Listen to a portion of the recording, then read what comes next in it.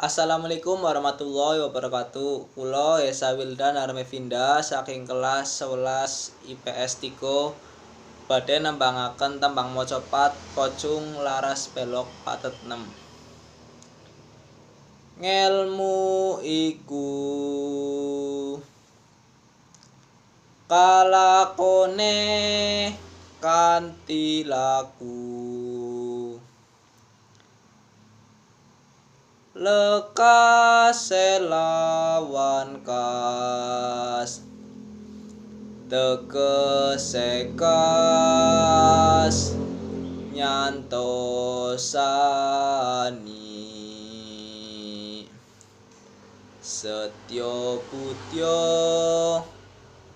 pangekese tur angkara. Atur nuwun.